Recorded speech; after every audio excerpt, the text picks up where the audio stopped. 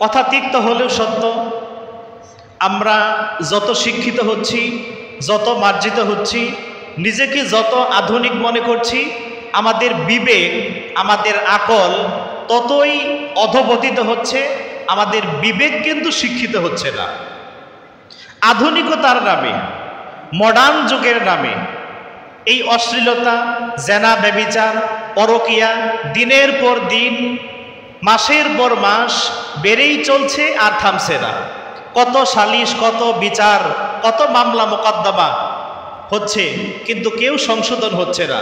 কারণ হেদায়াত আল্লাহ তাকেই দান করেন যে হেদায়াত চায়।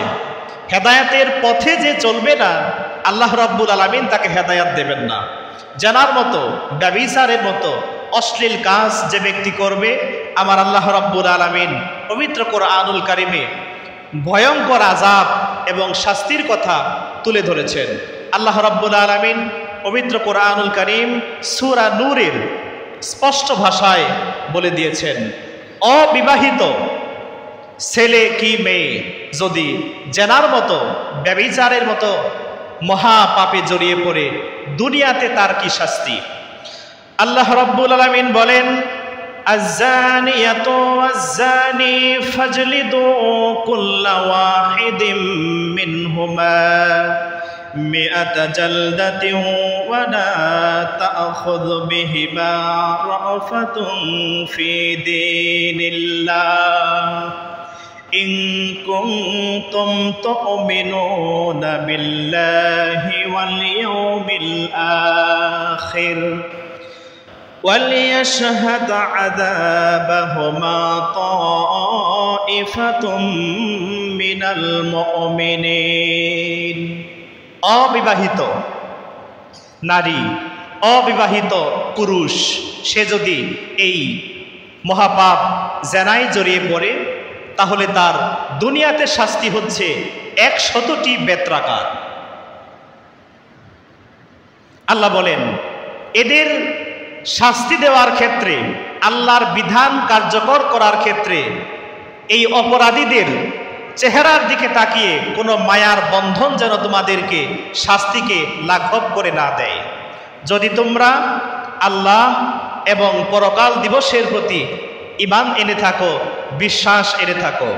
আর এই অপরাধীদেরকে যখন শাস্তি দেওয়া হবে, ওয়ালিয়াশহাদ আযাবাহুমা তা'iফাতুম মিনাল মুমিনিন, এদেরকে গোপনে শাস্তি দেওয়া হবে না, প্রকাশ্যে খোলা ময়দানে এদের শাস্তি কার্যকর করা হবে।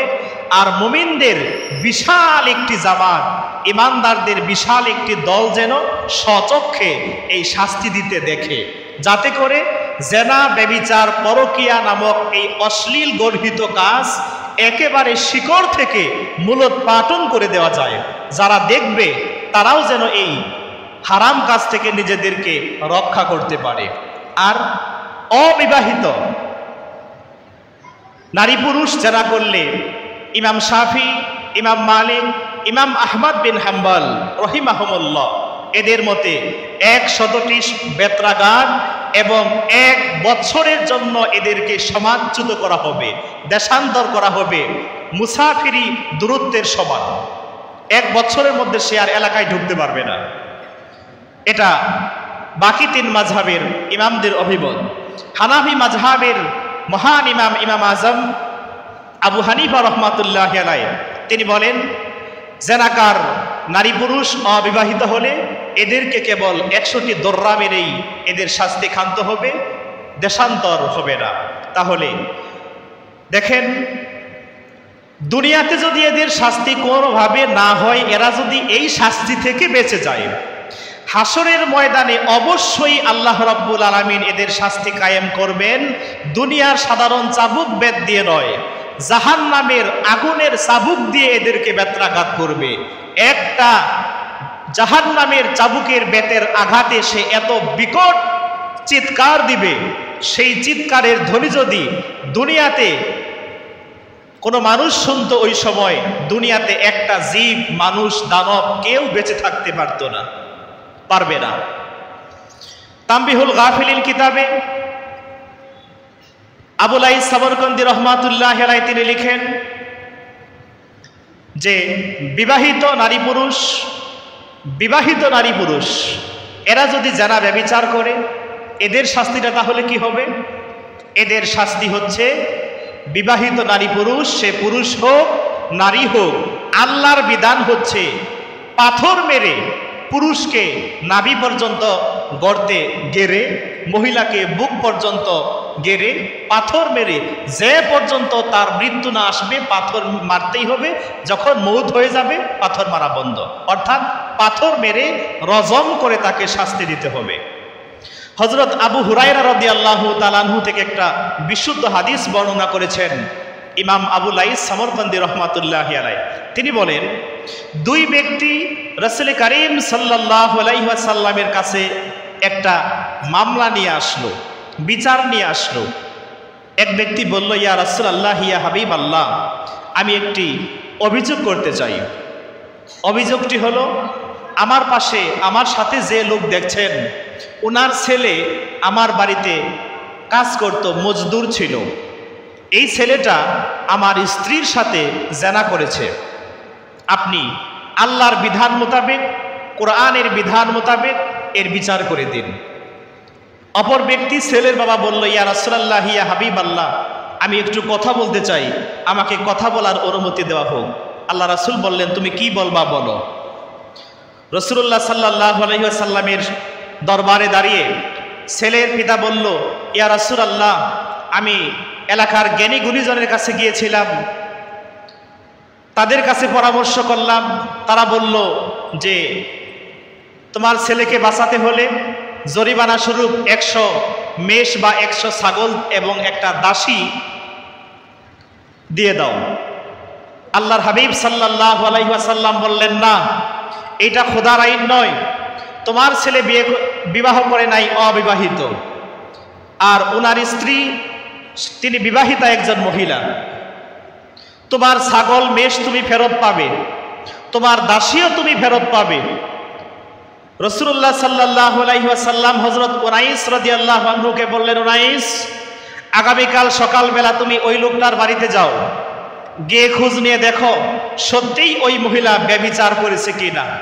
যদি প্রমাণিত হয় তাহলে রজম করে, আমি রাসূল নির্দেশ দিচ্ছি, রজম করে ওই মহিলাটাকে হত্যা করে দাও। এইটাই খোদার আইন, এইটাই খোদার বিধান। এটা নিষ্ঠুরতা নয়, বরং আল্লাহর দেওয়া বিধানের বাস্তবায়ন, যাতে করে একটা পাপিষ্ঠকে আযাব দিলে হাজার হাজার শত শত পাপিষ্ঠ যেন শুদ্ধ হয়ে যায়, নিজের চরিত্রকে, নিজের জীবনকে যেন শুধরিয়ে নিতে পারে। এই জন্য আল্লাহ এই বিচারের বন্দোবস্ত করে দিয়েছেন দুনিয়াতে। সম্মানিত হাজিরিন, তাফসিরে নূরুল কোরআন, এই যে আমাদের মসজিদের লাইব্রেরিতে আছে, তাফসিরে নূরুল কোরআনে আমি যে আয়াত আপনাদের সম্মুখে তেলাওয়াত করেছি, সূরা আন-নূরের 2 নম্বর আয়াত, এই আয়াতের তাফসিরে এসেছে এক মহিলাটি গামিদিয়া গোত্রের একজন মহিলা ছিল। এক মহিলা গামিদিয়া গোত্রের, তিনি আল্লাহর হাবিব সাল্লাল্লাহু আলাইহি ওয়াসাল্লামের কদমে এসে বললেন, ইয়া রাসূলুল্লাহ, ইয়া হাবিবাল্লাহ, হুজুর, আমি মস্ত বড় অপরাধ করে ফেলেছি। কি অপরাধ? আমি জেনার মতো নিকৃষ্ট মহাপাপ করেছি, এমনকি আমি গর্ভবতী হয়ে গিয়েছি। আমাকে আপনি আল্লাহর কিতাব, আল্লাহর বিধান মোতাবেক আমাকে শাস্তি প্রয়োগ করে আমাকে অপরাধীর কাঠগড়া থেকে আমাকে মুক্ত দিন, যাতে আমি পরকালে জাহান্নামের আগুন থেকে নিজেকে রেহাই দিতে পারি। আল্লাহর হাবিব বললেন, সত্যিই তুমি যদি জানা করে থাকো এবং তুমি যদি গর্ভবতী হয়ে থাকো, তোমার উপর এখন বিচার কায়েম করা যাবে না, কারণ তোমার পেটে যে শিশুটা আছে সে তো দোষী না। এই বাচ্চা যখন তুমি খালাস করবে তখন তুমি আমার কাছে আসবে। মহিলা বাচ্চা খালাস করার পর, বাচ্চা প্রসব করার পর আবার আল্লাহর হাবিব সাল্লাল্লাহু আলাইহি ওয়াসাল্লামের দরবারে আসলেন। এসে বললেন, ইয়া রাসূলুল্লাহ, আমি বাচ্চা প্রসব করেছি, এখন আমাকে আমার উপর শরীয়তের বিধান কার্যকর করুন। আল্লাহ রাসূল বললেন, তোমার কোলে তো শিশু বাচ্চা দেখা যায়, এটা তোমার দুধ পান করে বেঁচে থাকে। এখন তোমার উপর যদি শাস্তি প্রয়োগ করা হয়, এই বাচ্চা না খেয়ে মারা যাবে। এই বাচ্চারা যখন দুধ খাওয়ার বয়স শেষ হবে তখন তুমি আমার কাছে এসো। পরবর্তীতে মহিলা আবার আল্লাহর হাবিবের কাছে আসলেন, এসে বললেন, ইয়া রাসূলুল্লাহ, ইয়া হাবিব আল্লাহ, এই যে দেখুন আমার কোলে সেই সন্তানটা, এখন সে আর আমার বুকের দুধ পান করে না। দেখেন তার হাতে রুটি, তার মুখে দাঁত আছে, সে এই রুটি দাঁত দিয়ে ছিঁড়ে ছিঁড়ে কামড়িয়ে কামড়িয়ে খাচ্ছে।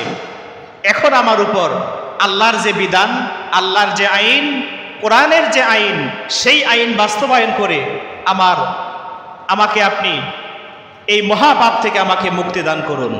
অতঃপর রাসূলুল্লাহ সাল্লাল্লাহু আলাইহি ওয়াসাল্লামের নির্দেশ মোতাবেক ওই মহিলাটাকে রজম করে পাথর নিক্ষেপ করে হত্যা করা হলো।